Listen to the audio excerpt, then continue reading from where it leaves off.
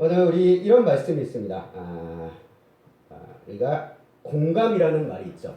공감이라는 말. 오늘 이 시대만큼 공감에 대해서 또 많이 강조되는 시대가 없는 것 같습니다. 공감은 무엇입니까? 누군가에게 공통된 감정을 갖는 거예요. 상대의 어떤 감정을 이해하고 또 느끼며 그거에 대해서 맞아라고 생각하는 그런 반응. 그래서 우리가 공감이다라고 얘기합니다. 그리고 사람들이 이런 서로를 향해서 공감을 느낄 때 더 친밀해지고 더 가까워지는 것을 우리가 경험하게 됩니다.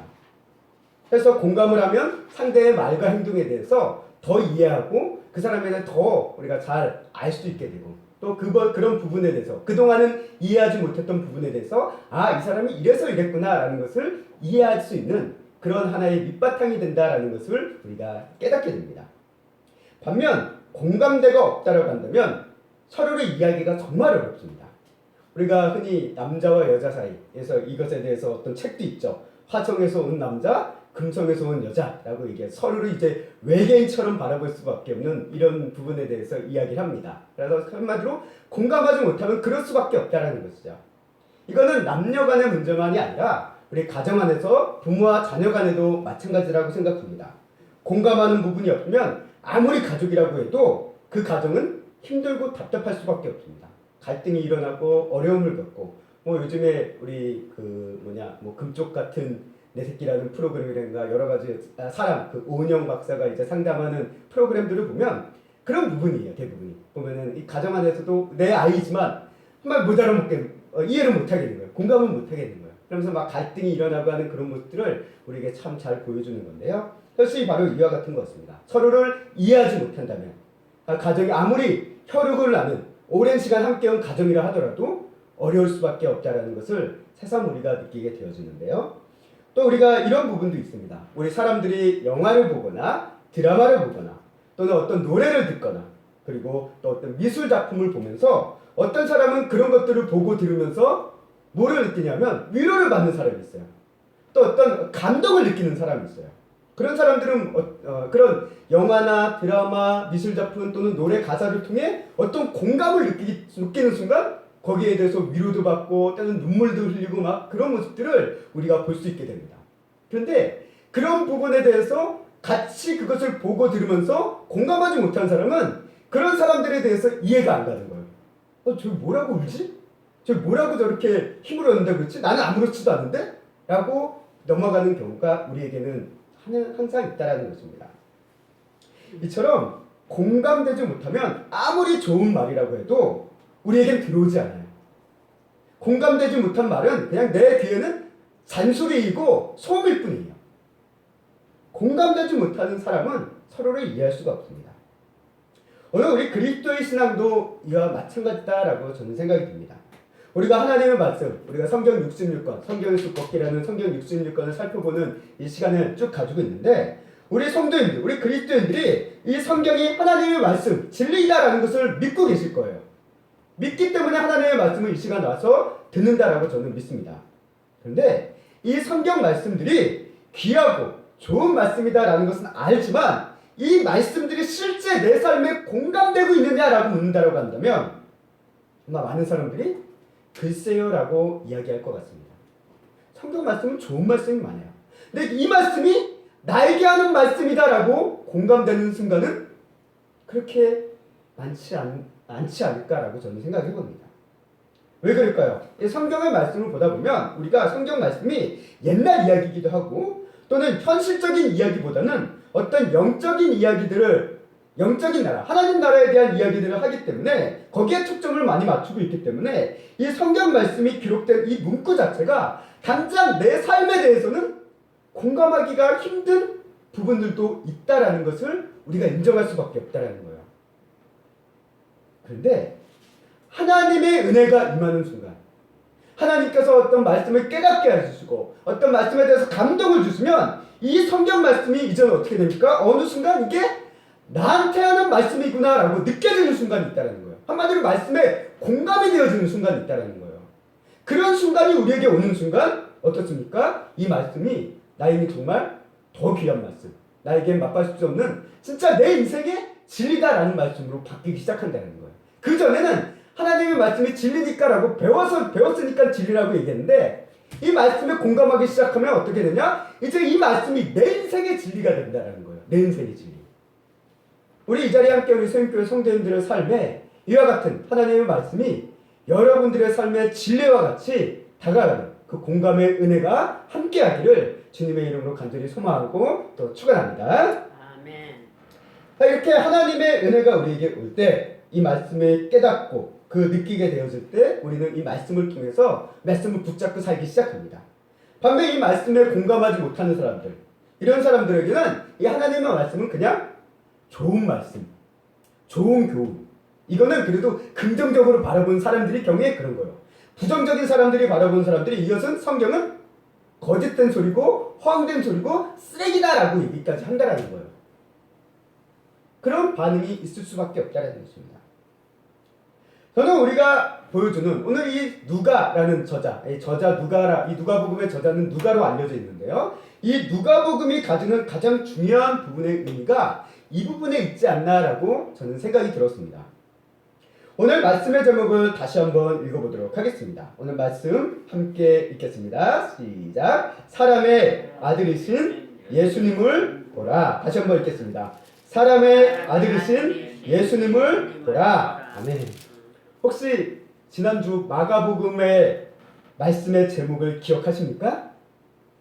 마가복음의 말씀의 제목을 기억하시면 이 누가복음의 말씀의 제목과 어떤 관계에 있는 것이라는 것이 드러날 거예요. 마가복음은 어때요? 하나님의 아들이신 예수를 보라라고 얘기했습니다. 근데 오늘은 사람의 아들이신 예수님을 보라라고 얘기하고 있어요. 그야말로 정반대의 제목이에요. 예수님이 사람의 아들이라는 것, 이게 기독교 어떤 신학 측에서도 매우 중요한 의미를 갖고 있는데요. 그러나 우리가 여기서 신학적인 의미를 따져보는 것이 아닙니다. 따져보는 것이 아니라 성경적인 관점을 통해서 우리가 보면서 하나님이 사람의 아들이라는 것이 이런 의미가 있구나, 이런 중요한 의미가 있구나라는 것을 오늘 말씀을 통해서 우리가 또 느끼며 또 깨닫고 또 은혜를 얻기를 간절히 소망합니다. 자, 누가복음을 기록했다고 알려진 의사 누가는 직업이 의사로 알려져 있습니다. 근데 이 누가는 왜 다른 복음서보다 예수님이 사람이라는 것을, 사람이신 예수님에 대해서 강조를 하고 있는 걸까요? 아니, 또 하나의 질문. 이 누가복음을 읽으면서 어떤 측면이 예수님이 사람의 아들이라는 것을 강조하고 있다고 이야기할 수 있는 걸까요? 이것을 우리가 먼저 생각해 볼 필요가 있습니다. 어떻게 보면 공간복음서, 이제 마태, 마가, 누가복음, 이 세 개의 복음서는 같은 기적의 사건들을 이야기하는 부분이 공통된 부분이 너무나도 많기 때문에 그것을 딱 떼어넣어서 얘기하기는 참 어려워요. 어려운 부분이 있습니다. 우리가 앞서 얘기했던 마태복음은 왕이신 예수에 대해서 얘기했다고 그러고, 마가복음은 하나님의 아들이신 예수에 대해서 얘기했다고 그러고, 오늘은 사람이신 예수에 대해서 얘기한다고 하지만 다른 복음서들이 그렇다면 이런 측면, 각 다른 복음서들이 얘기했던 측면이 이야기하고 있지 않느냐라고 한다면 그런 건 아니에요. 이런 부분들도 얘기하고 있습니다. 그러나 좀 더 두드러진 부분이 있다는 거예요. 그것이 마태복음은 왕이신 예수님, 마가복음은 하나님의 아들이신 예수님, 그리고 오늘 누가복음은 사람의 아들이신 예수님에 대해서 우리가 보게 되는데, 오늘 이제 이 누가복음의 숲을 우리가 함께 산책하며 이 해답을 찾아가도록 하겠습니다. 우리가 누가복음, 우리가 예수님의 탄생의 기사는 두 군데만 적혀 있습니다. 하나는 마태복음, 또 하나는 누가복음입니다. 특별히 누가복음은 더 탄생의 기사를 세세하게 기록하고 있어요. 아주 세세하게 기록하고 있습니다. 그래서 이 누가복음은 심지어는 예수님의 탄생 이후에 성장기에 대한 이야기도 약간 언급하고 있어요. 그래서 예수님에 대한 이 기록을 잠깐 이 전반부에 살펴보면 첫 번째가 뭡니까? 마구간에 이제 말 구유통에 누이신 예수님에 대한 이야기가 나와 있고, 탄생 기사죠. 그리고 태어난 지 8일 만에 예수님께서 할례 예식을 받으셨다, 아기 예수님이 할례 예식을 받으셨다라는 이야기가 있고요. 12살 되는 예수님이 미아가 되는 사건에 대한 이야기를 기록을 하고 있어요. 한마디로 그야말로 이 세 가지 이야기, 짧은 이야기지만 이거를 보면 그냥 전형적인 우리 아이에 대한 이야기 같아요. 물론 할례 예식은 오늘 우리 대한민국의 어떤 전통 풍습은 아니지만 이스라엘 백성, 유대인들에게 전통 풍습이니까 그들에게는 그냥 하나의 일상의 모습이다라고 볼 수 있습니다. 우리도 그렇잖아요. 아기가 태어나면 어디 침대 같은 데 누이고, 또 어떤 예식이 있으면 우리 교회 같은 경우는 아이가 태어나면 뭐 아기 유아세례 예식도 하고 그리고 이제 12살 또는 종종 좀 안타까운 일이지만 가끔 애가 막 자기 멋대로 돌아다니다 보면 잃어버리기도 하고 그러잖아요. 그런 얘기로 보면 그냥 인간사의 얘기예요. 가정사의 얘기를 하고 있는 것을 우리가 보게 됩니다. 그래서 이러한 전반부는 예수님에 대한 이야기를 보다 보면 매우 현실적이고 가정적이고 일반적이다라는 것을 우리가 느끼게 됩니다. 만약에 예수님이 인간이 아니고 하나님의 아들이셨다라고만 얘기한다면 앞서 이 누가가 강조한 이야기는 의미가 없어요. 영적인 존재가 말구유통에 누운다? 누울 수도 없고 누울 수도 없죠. 영적인 존재는 만질 수 있는 게 아니잖아요. 그리고 하나님의 아들인 하나님이신 예수님께서 할례를 받으실 이유도 없는 거예요. 할례는 뭡니까? 하나님께서 하나님의 약속의 땅 아브라함의 자손들에게 주신 약속을 증거하기 위해서 준 하나의 표징이잖아요. 그 약속을 주신 하나님께서 할례를 받으실 이유가 없죠. 그러니 예수님이 영적인 하나님이셨다고 한다면 할례를 받으실 이유도 없고 할례를 할 수도 없었을 것입니다. 영적인 존재로 어떻게 할례를 행해요? 할례는 육신에 행하는 건데. 또 하나님이 미아가 되었다는 것도 우스운 얘기죠. 왜? 하나님은 어떤 존재입니까? 세상 모든 것 어디에도 존재하고 계시는 이제 편지하고 계신다라고 얘기했는데 존재하시는 분이 하나님이시기 때문에 하나님은 미아가 되실 수가 없는 분이에요. 그리고 이런 전체적인 얘기, 이 흐름의 이야기를 보다 보면 결국 뭘 얘기하고 있냐? 이 누가복음은 예수님이 아기서부터 이제 어른 될 때까지 30대 될 때까지 성장하고 있다라는 것을 표현하고 있다는 거예요. 그야말로 전형적인 인간의 성장 과정을 얘기합니다. 근데 하나님은 어떤 존재입니까? 하나님은 영원하세요. 변함이 없으신 분입니다. 그렇기 때문에 하나님은 성장하실 수 있는 존재가 아니에요. 하나님은 늘 똑같으신 분입니다. 그렇기 때문에 이런 탄생 기사와 성장의 이야기 자체가 예수님이 만약에 하나님의 아들이시기만 했다면, 신적인 존재이시기만 했다면 누가복음의 이 이야기는 아무 의미가 없는 얘기라는 거예요. 그래서 누가복음은 오히려 초반부에 이 부분을 강조하고 있다는 겁니다. 왜요? 예수님이 인간으로 오셨기 때문에 그래요. 사람의 아들이셨기 때문에 이 부분을 강조하고 있다는 거예요. 우리와 다를 바 없이 우리가 아이가 태어나면 어른으로 성장해 가듯이 예수님도 똑같이 우리처럼 아이로 태어나서 성장해 가셨다라는 것을 강조하고 있다는 거예요.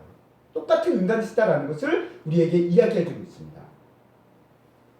이렇게 누가복음은 곳곳에 매우 현실적인 이야기, 또 인간적인 관점에서 바라보는 것들을 놓치지 않고 기록하고 있는 것을 우리가 보게 돼요.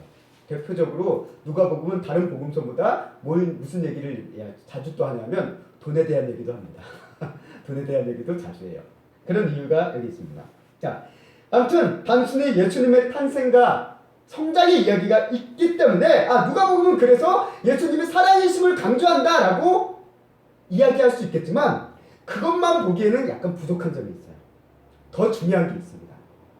왜 누가복음은 하나님 예수님께서 사람의 아들이신가라는 것을 강조하고 있냐? 그 가장 큰 핵심은 무엇이냐라고 했을 때 이 누가복음에서 강조하고 있는 중요한 키워드 두 개가 있습니다.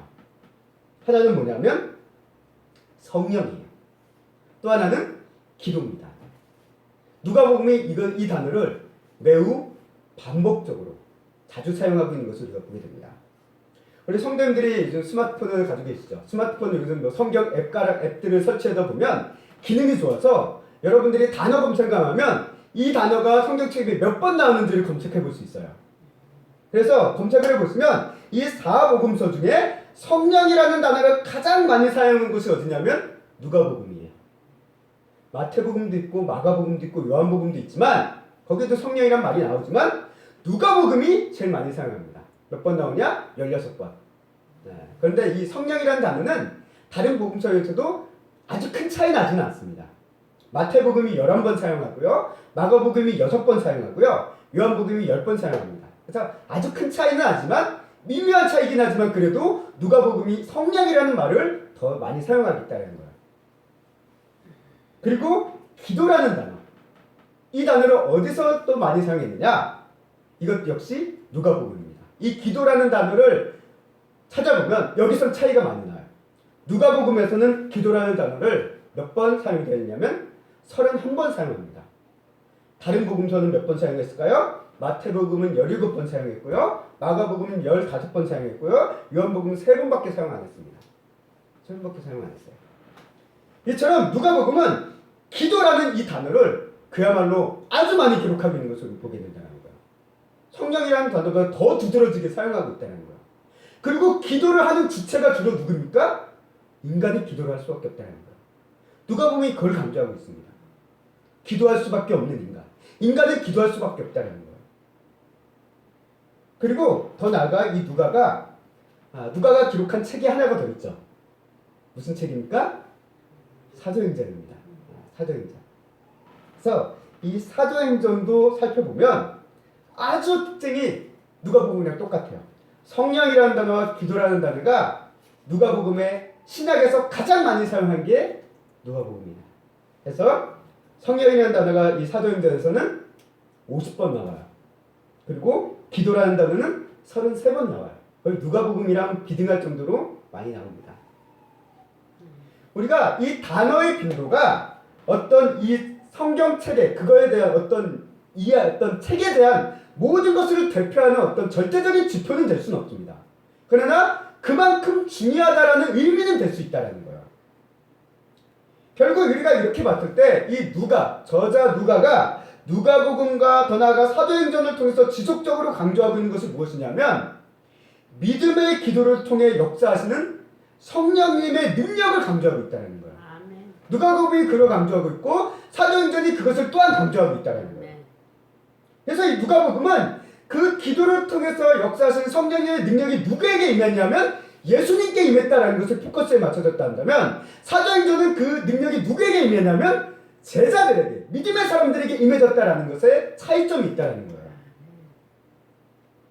그래서 누가복음은 이처럼 예수님이 하나님의 아들이라는 신적 권위와 능력을 사용하지 않으시고 오직 성령님의 능력을 받아 모든 일을 행하셨다라는 것을 강조하고 있다는 거예요. 예수님의 공생의 3년의 모든 일들이 성자 예수님으로서 하나님의 능력이 아니라 나는 자신은 인간으로서 오직 성령님의 능력을 받아서 일을 행하고 공생의 사역을 이루셨다라는 것을 누가복음이 강조하고 있습니다. 그래서 예수님이 이를 위해서 끊임없이 기도했다라는 것을 누가복음은 기록하고 있는 것을 보게 돼요. 우리가 분명히 예수님은 기도 없이도 성령님 없이도 모든 일을 행할 수 있는 하나님이세요. 이거 부인할 수 없습니다. 예수님은 하나님이십니다. 그럼에도 불구하고 이 땅에 오신 예수님께서는 그렇게 하지 않으셨다는 거예요. 우리와 똑같은 완전한 인간의 삶을 사심을 통해서 하나님으로서의 어떤 능력과 권위를 다 버리시고 나도 너희가 똑같이 성령님이 없으면 살 수 없는 사람처럼 살아오셨다는 거예요. 우리가 예수님의 십자가의 복음, 여기에 공감할 수 있는 복음이 될 수 있는 가장 큰 이유가 여기 있다는 거예요. 만약 예수님이 단순히 왕으로만 오셨어요. 단순히 신으로만 오셨어요. 하나님의 아들로만 오셨다라고 한다면 이 복음은 우리에게 공감될 수 없는 복음이었을 거예요. 왜? 왕이면은 엄청난 권력을 가진 사람이잖아요. 그 권력을 가진 사람들이 모든 일을 할 수 있는데 그게 우리에게 가난한 사람들, 힘없는 사람들에게 무슨 공감이 되겠습니까? 우리 정치가들이라든가 어떤 부자들, 재벌들이 행하는 그런 모든 행위들을 보면서 그 사람들의 이해가 공감이 갑니까? 안 가요. 왜? 그 사람들은 다 가졌으니까. 능력이 있으니까. 하나님이 그런 존재였다라고 한다면, 예수님이 그런 존재였다라고 한다면 우리는 예수님의 말씀에, 예수님의 삶에 공감을 할 수가 없습니다.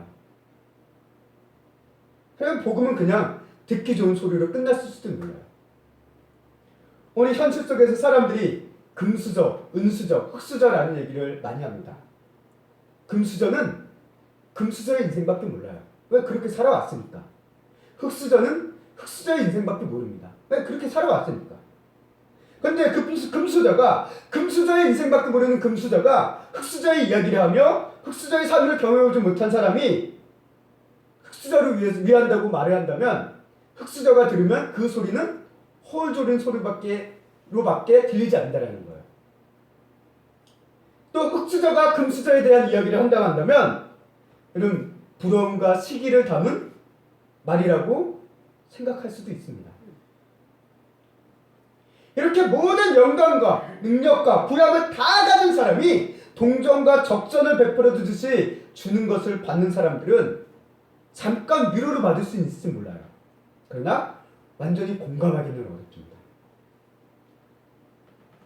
우리가 세상 속에서 성공의 삶을, 잘 나가는 삶을 사다가 한순간에 밑바닥의 인생으로 떨어지는 그런 사람들의 이야기를 들어볼 때가 있습니다. 대부분 우리가 요즘 우리 사회에도 참 많은데 노숙자들 이런 분들에 대한 이야기도 보면 제가 들었다기보다 어떤 책들을 보면 이야기를 하는 거죠. 책들에 기록된 것들을 보면 그 노숙자가 태어날 때부터 노숙자냐라고 해야 되면 그렇지 않은 경우가 더 많습니다. 오히려 과거에 우리가 천재에 있는 우리보다 더 잘 나갔던 사람들도 그 자리에 있었다라는 거예요. 그런 분들도 있다라는 것을 어떤 그런 노숙자에 대한 만남의 경험을 기록한 책을 보다 보면 우리가 읽을 수 있다라는 거예요. 예수님 이런 상실을 경험한 사람들, 그런 사람들이 이 세상에는 많이 있다는 거예요. 비록 우리가 노숙자는 아니라 하더라도 이와 같이 뭔가를 잃어버리고 상실함으로 낮아지고 아픔을 느끼는 그런 상실감을 느끼는 순간이 우리에게 있습니다. 근데 예수님은 바로 이 같은 상실의 감정을 누구보다 공감하실 수 있는 분이라는 거예요. 왜? 하나님의 아들이신 그 예수님께서 그 자리를 버리시고 내려놓고 가장 낮은 인간의 자리로 오셨기 때문에, 심지어 십자가 위에서 하나님께 버림받는 순간까지 경험하셨기 때문에 그 상실의 아픔을 누구보다도 잘 공감해 줄 수 있는 분이 바로 예수님이시다라는 것을 누가복음은 우리에게 일깨워주고 있다는 거예요. 하나님의 아들이라는 가장 높은 삶에서 가난한 목수의 아들이라는 가장 낮은 인생으로 예수님께서는 오셨습니다. 이런 인생에 대해서 이사야 선지자가 이미 이야기를 했어요. 이사야서 53장 3절 말씀에 보면 이와 같이 이야기합니다. 함께 우리 읽어보겠습니다. 시작. 그는 멸시를 받아 사람들에게 버림받았으며 간고를 많이 겪었으며 질고를 아는 자라 마치 사람들이 그에게서 얼굴을 가리는 것 같이 멸시를 당하였고 우리도 그를 귀히 여기지 아니하였도다. 아멘. 이사야 선지자가 메시아에 대해서, 다가올 메시아에 대해서, 이사야 시대에서 다가올 메시아죠. 메시아에 대해서 얘기할 때 그 메시아의 어떤 정체성에 대해서 이야기하고 있는 바가 이겁니다. 어떤 인생입니까? 메시아가 멸시를 받는 인생이래요. 버림을 받은 인생이래요. 간고를 많이 겪은 인생이래요. 질고를 아는 인생이다라고 얘기하고 있습니다. 이런 인생 살고 싶습니까? 살고 싶지 않습니다, 솔직히. 그런데 우리의 인생을 한번 보세요.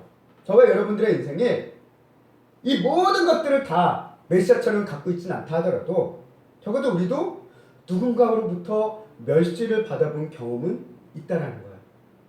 누군가로부터 버림과 외면을 받아본 경험이 우리에겐 있다라는 거야. 간고, 이 간고는 이제 주로 정신적인 고통을 이야기한다고 합니다. 이 정신적인 고통을 겪어볼 때가 있다라는 거야. 질고, 이건 뭡니까? 육체적인 고통이에요. 질병을 포함한 육체적인 고통을 얘기합니다. 그래서 육체적인 고통을 경험해본 순간들이 우리에게 있다는 거예요. 결국 메시아는 어떤 분입니까? 인생의 모든 괴로움을 다 경험해보신 분이라는 거예요. 멸시를 받은 인생, 버림과 외면을 받은 인생, 정신적인 고통 속에 빠진 인생, 그리고 육체적인 아픔을 경험하는 인생, 이것들을 메시아신 예수님께서 다 경험을 해보셨다는 거예요. 왜? 인간으로 오셨기 때문에. 하나님으로 계셨다면 이것을 경험하실 수도 없고 경험할 이유도 없는 거예요. 그러나 가장 낮은 우리가 똑같은 인간으로 오셨기 때문에 우리들처럼 우리가 겪은 인생의 아픔을 고스란히 다 경험하고, 아니 그 이상으로 경험하신 예수님이다라는 것을 성경은 우리에게 이야기하고 있다는 거예요. 누군가로부터 멸시를 받아보지 않은 인생 있겠습니까? 누군가로부터 버림을 받아보지 않은, 외면을 받아보지 않은 인생 있겠습니까?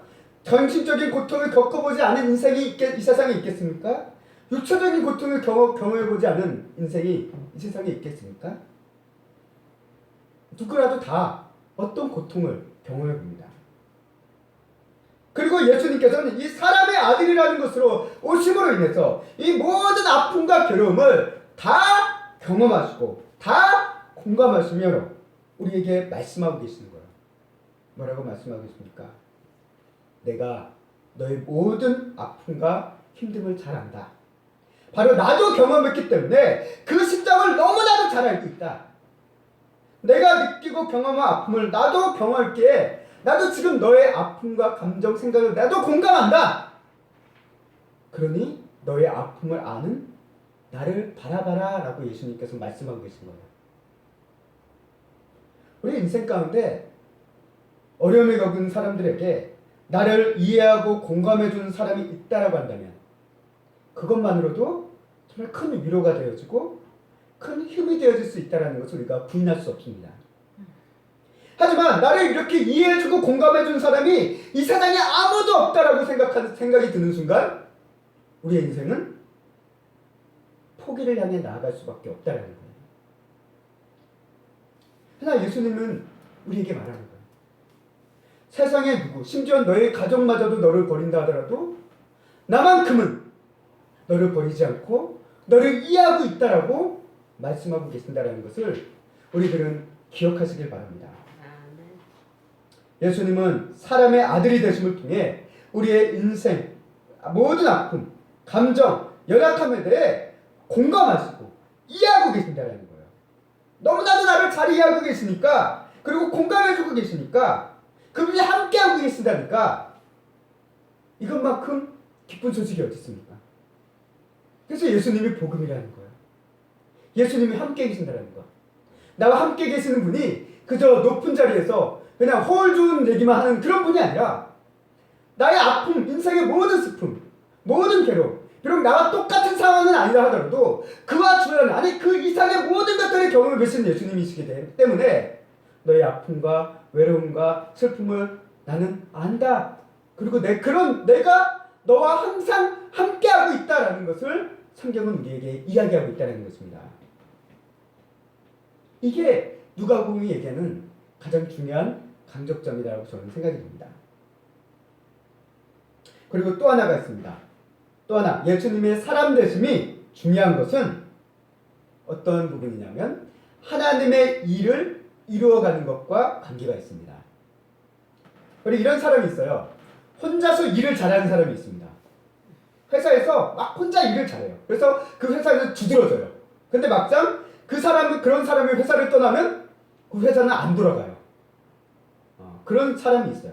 반면 혼자서도 일을 잘하지만 그 일을 남들도 할 수 있도록 준비시켜주고 도와주는 사람이 있는 그런 사람도 있습니다. 그런 사람은 회사를 떠나도 나중에 그 회사에서 문제가 안 생겨요. 비록 이 사람이 능력이 있지만 그 빈자리를 채워줄 수 있도록 준비해줬기 때문에. 회사에서 선호하는 사람은 어떤 사람일까요? 혼자 잘하는 사람일까요? 다른 사람도 자신이 퇴사했을 경우에 그 빈자리를 다른 사람이 메꿀 수 있도록 도와주는 사람일까요? 당연히 회사는 후자를 선언할 겁니다. 아니 회사뿐만 아니라 우리 인간사, 우리 세상에서는 다 그와 같은 사람을 원할 거예요. 하나님의 일도 마찬가지입니다. 하나님께서 하나님의 나라 또 교회를 세워가시는 일을 위해서 만약에 예수님께서 하나님의 아들로서만 능력을 막 이 세상에서 다 해내셨다고 한다면 정작 그 예수님이 이제 승천하신 이후에는 교회와 하나님의 나라가 이루어지는 일을 아무도 행할 수 없었을 거예요. 왜? 우리는 하나님의 아들이 아니니까. 하나님의 능력이 우리에게 없으니까. 하나님의 아들로서의 능력만으로 그 일을 다 했다고 한다면 우리는 할 수 있는 게 아무것도 없어요. 예수님이 떠나고 나면 아무것도 못하는 거예요.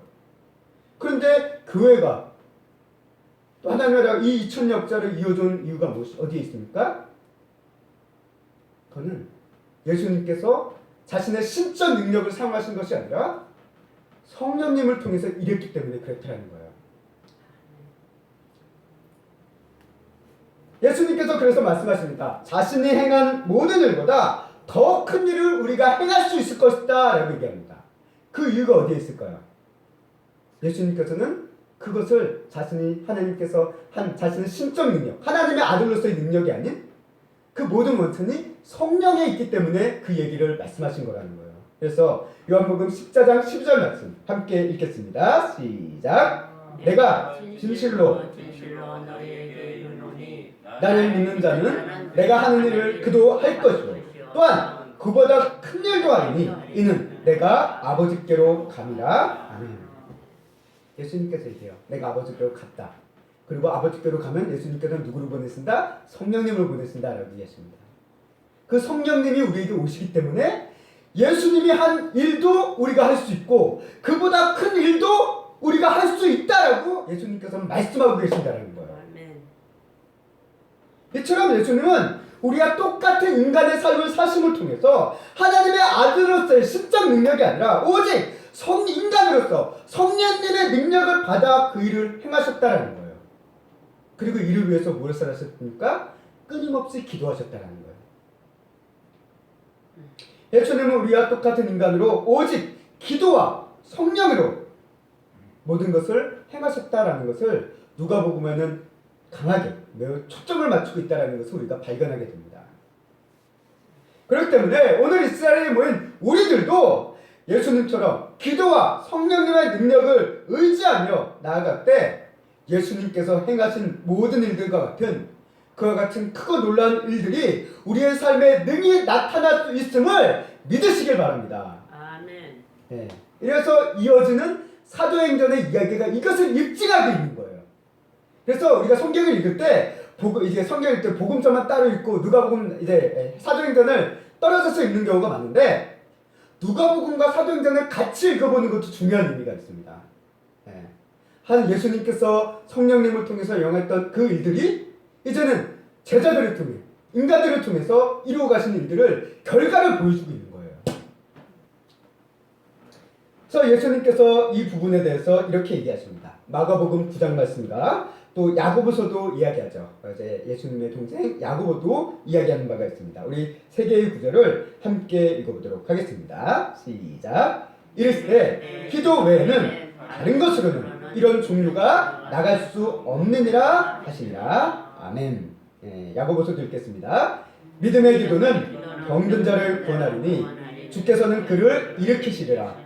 혹시 죄를 범하였을지라도 사하심을 받으리라. 그러므로 너희 죄를 서로 고백하며 병이 낫기를 위하여 서로 기도하라. 의인의 간구는 역사하는 힘이 큼이니라. 아멘. 그렇습니다. 의인의 간구는 기도죠. 기도는 역사하는 힘이 크다라고 얘기했습니다.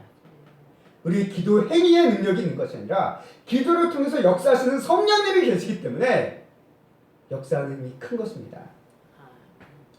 이처럼 예수님은 우리의 모든 것을 아시고 공감해 주시는 분이십니다. 그리고 예수님께서는 우리처럼 인간의 연약함을 품고 그 안에서 성령님과 기도로 하나님의 뜻을 이뤄가는 모습을 우리에게 보여주셨습니다. 이제 우리도 예수님처럼 성령님과 기도를 힘써 의지하면 그 안에서 우리의 삶에 하나님의 크고 놀라신 뜻이 반드시 이루어져 갈 수 있음을 우리가 믿고 또 그것들을 경험해 갈 수 있는 복된 인생이 될 수 있기를 주님의 이름으로 간절히 소망합니다. 아멘. 이제 말씀을 정리하겠습니다. 오늘 우리 누가복음을 봤습니다. 이 누가복음은 누가복음을 통해서 예수님의 사람됨에 집중해 봤습니다. 만약 예수님이 우리와 똑같은 사람이 아니었다고 한다면 예수님의 복음은 그냥 신화적인 이야기로 끝났을지 모릅니다.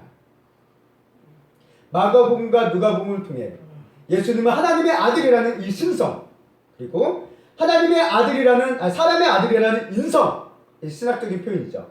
이 신성과 인성이라는 이 두 가지 신학적인 논쟁을 위해서 우리가 살펴본 것은 아니에요. 그러나 이것은 분명히 중요합니다. 또 초대교회, 교회 당시 기독교 역사 때문에 역사 속에서 신성과 인성의 논쟁으로 인해서 이단 논쟁이 벌어지기도 했어요. 그러나 성경은 분명히 얘기합니다. 우리가 뭐 신학적으로 그 논쟁을 할 것도 없어요. 성경만 봐도 알아요. 예수님은 하나님의 아들이시고 사람의 아들이다라는 것을 분명히 기록하고 있습니다. 예수님께서 사람의 아들로 태어나셨다는 것은 곧 우리와 모든 점에서 한 점 다를 바가 없다는 거예요. 우리가 생각하고 느끼는 이런 감정, 연약함, 아픔 또는 어떤 유혹 이런 것들을 예수님도 다 느끼시고 다 알고 계신다는 겁니다. 그래서 히브리서 4장 15장 말씀 우리 함께 읽겠습니다. 시작. 우리에게 있는 대제사장입니다. 우리의 연약함을 동정하지 못하실 이가 아니요 모든 일에 우리와 똑같이 시험을 받으신 이로되 죄는 없으시니라. 아멘. 히브리서 말씀도 얘기합니다. 우리에게 있는 대제사장 예수님을 얘기하죠. 예수님은 우리의 연약함을 동정 못하실 이가 아니라는 거예요. 다시 말해 공감해 주실 수 있는 분이라는 겁니다. 그 이유가 어디 있습니까? 모든 일에 우리가 똑같이 시험을 받으셨기 때문에 그렇습니다. 경험을 하셨기 때문에 그렇습니다. 사람으로 오셨기 때문에 우리가 모든 것이 똑같으셨다. 느끼는 감정, 감각, 생각, 반응 우리가 다를 바가 없다는 거예요. 예수님은 우리가 다른 특별한 존재다가 아니라 물론 진짜 여러 가지 다른 측면에서는 특별한 존재이긴 하지만 인간의 관점으로 봤을 때는 우리가 똑같다는 거예요. 너무나 똑같다는 것입니다.